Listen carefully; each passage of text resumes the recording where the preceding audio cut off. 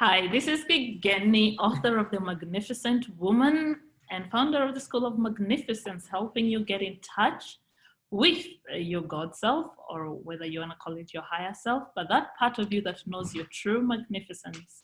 And I am joined today with a very special woman, a magnificent woman, Valerie Barrow, she is an author of this book, the Alcheringa book, When the First Ancestors, When the talk about that? Yes, we'll talk about, you'll tell us what that is about shortly. When the first ancestors were created. And so in this, if you have always asked yourself, who are the ancestors? I'll tell you this. Let me give you a very good explanation if you want to understand. It is you 200 years from now. So do you think there's something you know that people coming 200 years from now would like to know?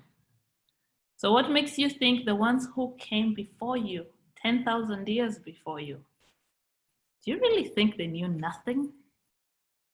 Valerie, tell us what the ancestors knew that could help us in this modern world, or share with us what you may like, what you'd like us to know. What? You would like us to know. Oh, goodness me. Well, this is the thing. I like to encourage people to trust that connection that they can have to their creator self or God self, right? And when they can do that and follow their guidance, it's there is that happiness and joy. Yes. And not worry. It takes away. You become calm. Yes. And you don't really have to worry about the future. And that's what their ancestors knew. Yes, actually. That is what they knew, that within us was our God selves. They called it, different cultures had different names. Yes, but that's right. I personally, coming from an African culture, we danced to connect with that self that was known to be part of the creator. Yes, yes. Lovely. Whether you call it the God self or the higher self. And to this day, Africans still dance. Yes. To celebrate the God within. Yes. Or the creator. Of course, we Absolutely. have a different, we call him Ngai, they call him Nyasai, they're different words. Yes, that's right. That's absolutely right. And I believe most of the Indigenous people around the world do just that. And they knew that truth. Yes, absolutely. And so why should it not be still our truth? Yes. Why have we lost it? And that's, I think, what we need to question ourselves about. Why have we lost it? Why have we lost it? Or have we lost it? And maybe we're seeing it in a different way. But yeah. But there's always a need to not hurt people. Yeah. Because I believe we do actually raise in consciousness. And in each consciousness, some people call dimensions, but we layers of consciousness so that we go into a consciousness that is coming from a place where we would never dream, never even think of raising a weapon to sort out a problem. I know. Oh, I love how you say that. And by a weapon, I mean a hand, or anything. Yes. Yeah. So I like what you've just said. It's like, is it we forgot? Did we ignore it? All this information, because as you're saying, these layers of the soul. It's as if the soul is in the school. We start in kindy, we go to high school, you go through the stage till we get to the PhD. Yes. Actually. The ones who graduate the school of the soul, they're known as ascended masters. Yeah. So we get through, so those are the stages, as you're saying, the different dimension we evolve through. And people knew that. They knew that the reason we came to earth, as you're saying, was to serve others and evolve as a soul, until we become closer to that, as whether we call it the God self, the higher self. I've had it called Ziasu. I've had different words for it. The Hindus called it the Atman, or the Brahma, and it's all the same thing. Yes. And when we look back as what has been forgotten, there's also, it was every person carried the piece of whether the Atman, the God, the Brahman within them.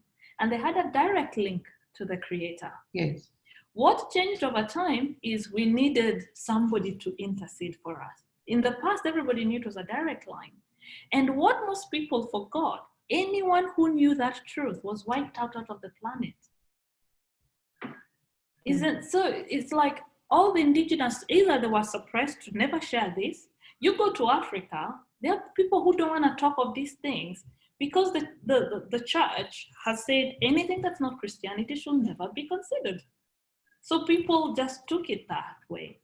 And then you start seeing the people in the Andes who had to go live in the Andes to run away from the Spanish Inquisitions. So for me, I ended up, because I grew up Christian, and I looked back and I thought, oh, maybe the church said, don't look anything the ancestors knew. Maybe not everything they knew is valid for the modern times, but clearly there may have been some truth.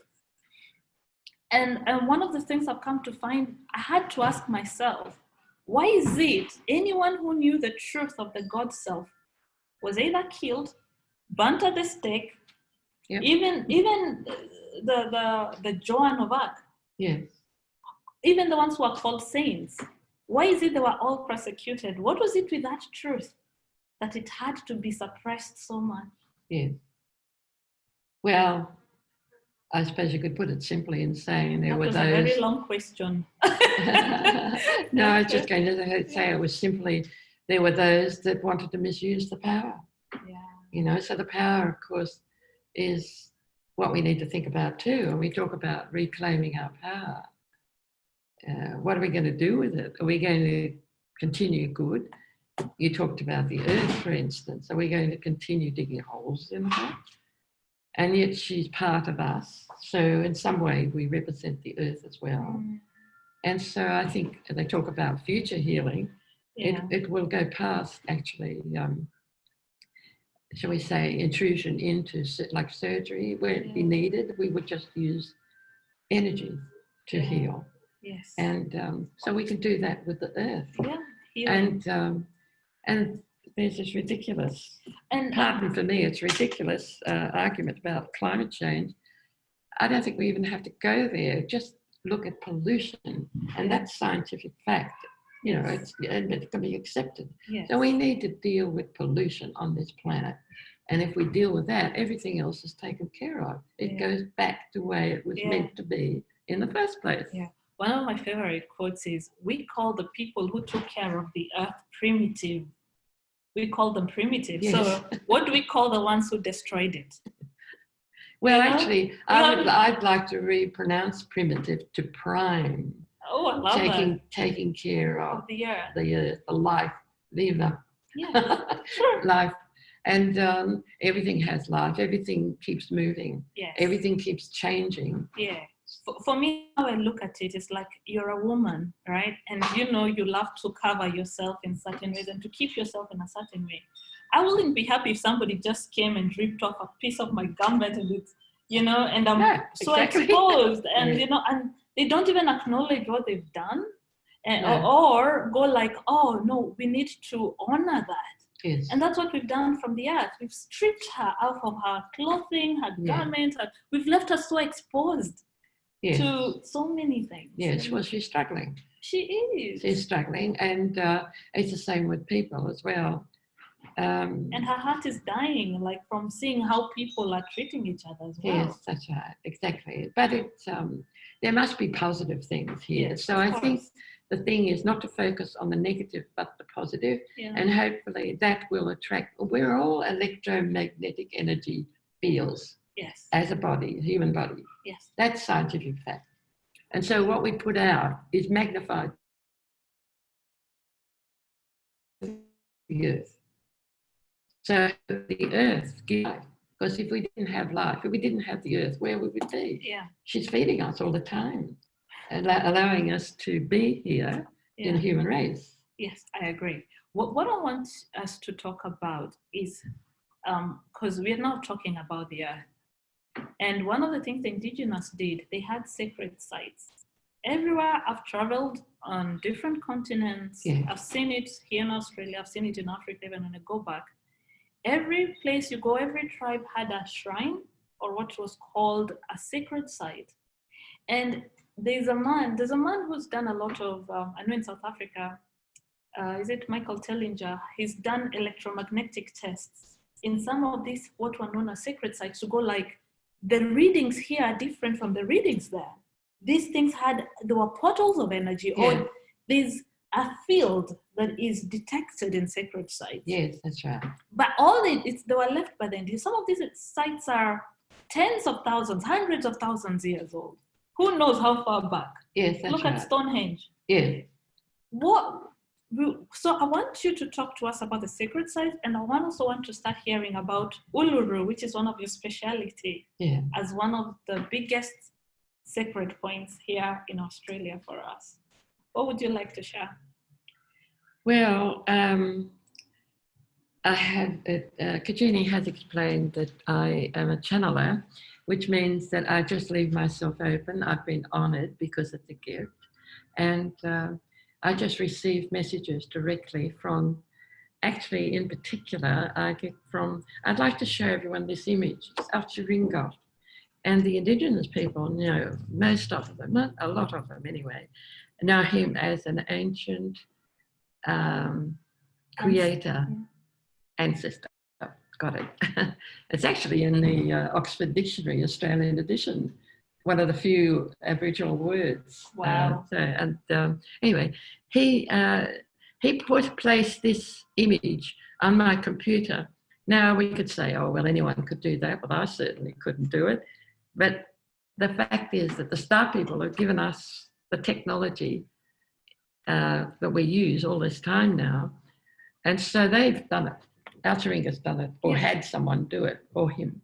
So what he wanted me to understand, this was just last January, was that he was part of my oversoul. Now, when I say that, our oversoul is not necessarily just one little being like we are. We're actually a collective. And again, it's like a family. So I'll leave you with that. Like we come together as a group of souls. Yes, that's right. Yes, absolutely. So, and everything that happens within that group is like happening to that same one. It happens to all of the others the same. Wow. And it's really sacred geometry. And they've even said that the angels are like ongolics, which is angles and to do with sacred geometry. So we are, in essence, we're much more that we understand totally, but we can manifest into all these different things and become stories and tell stories. The same way as we've in a body now, you, I, we've got a story to tell when we go back, or even as we live here on this planet. So it can be complicated. They talk about multidimensional, so that's a bit what they're getting at. But I wanted to say about Alcheringa. So he's actually proving himself, his existence, as far as I'm concerned. Not that I really needed it. Yes. But I was holding a sacred stone that would belong to the Aboriginal people who said that, I don't like using Aboriginal, Indigenous people of Australia, that say it came from the stars. And so I sat with it. It was wrapped in paper bark that was off the tree and tied with string and a bit of canvas. And I knew I wasn't to open it because I knew it was men's business, secret business. But it had come to me, and I'd obviously had a mission to hold it and tell its story. So a diary was written.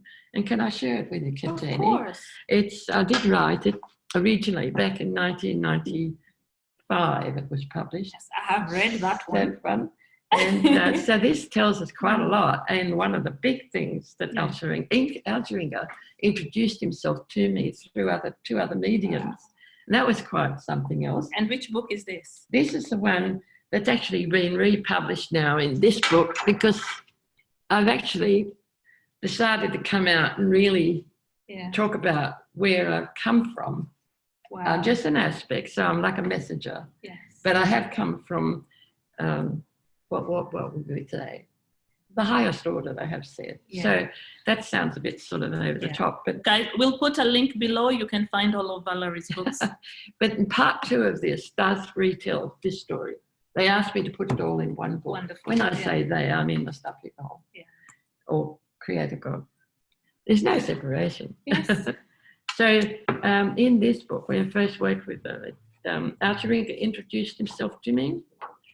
At that time, he showed himself as with black skin, standing very dignified and holding onto one spear, spear to hold his height because the other leg was crossed in front of him. Yeah. So standing on one leg with a spear. Yeah. And that's how he presented himself to me. Yes. But he was much, much more than that, as it turned out, as time went on. Yes. I've been working with upstairs, shall I say, because there's been others that have come. Upstairs, she means when she receives her downloads? Channeling, and it's sometimes. Oh, it's when you receive information from higher consciousness that comes through you, but you have to put it into words. Yes, that's right. They borrow your voice box because, as I said before, they actually communicate telepathically in other worlds. But what I wanted to say too was... I call it charades. Like they give you things, then you piece it together to find a way to say it. Yeah. But with the channeling for me, they've actually introduced others as well. Others, so I've had quite a lot of people that have asked first. So I have someone that guards, shall we say, the door, which is the soul, and it's God, the creator.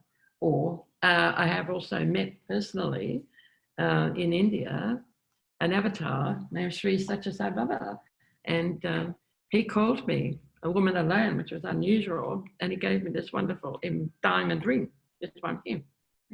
And so that actually carries an energy all the time because it comes from the stars also. And he said to me, when you look in there, I will be there. Wow. So he is. Yes. And so he guards that. He introduces other people as well from other worlds. So to talk or to give messages or give understanding. Yeah. Those who don't know Sai Baba, he was a very evolved school. As we're saying, if you look at the earth as a schoolroom and there are people who graduated and they've got their PhD, Sai Baba would be one of those people. And so you would know, maybe you'd know Jesus, some of you would know Mother Mary, but also a lot of the saints, you'll know those souls who lived such magnificent lives. They really matched with their God selves and they touched millions, if not billions of people. Sai Baba, that is one person who Valerie you were very lucky to meet him in spirit, because I found out about him after he'd actually already passed. Yes. I left his body, so to speak, because he's still there, he's still eternal. That's absolutely. So I met him in the body that he had here on this earth. But he says, he walked into this planet Earth and said, I am God and I have come, wait a minute, hang on, wait a minute. I have come as a man to take man back to God. That's what he said. Oh, that's beautiful. Yeah, it is. I like it. I have come as a man to take man back to God. Yes. And also he said, I have come not to start a new religion. Wow. And he embraced all religions. Yeah. But he was encouraging the most of finding God within. Oh. He said, I am God, you are God, but you've forgotten. Or you don't know it. Something like that. Oh, thank you so, Valerie. Your words almost gave me tears. No, they really gave me a kind of I felt something a jolt almost. Yes. Well, I think it's interesting that science doesn't really know how where the tears come from. But in India, they talk about them as bhakti tears. And they're not tears of sadness, although we have that. Yeah. It's all linked with our emotion. But it is a tear of joy because we have connected to God. The true self, who we really are. The tears of the soul. Yeah. Thank you so much for telling us about Sai Baba. And just to wrap this up in the words of Sai Baba, I have come as a man to take man back to God. Yes. Yeah. Namaste. Namaste.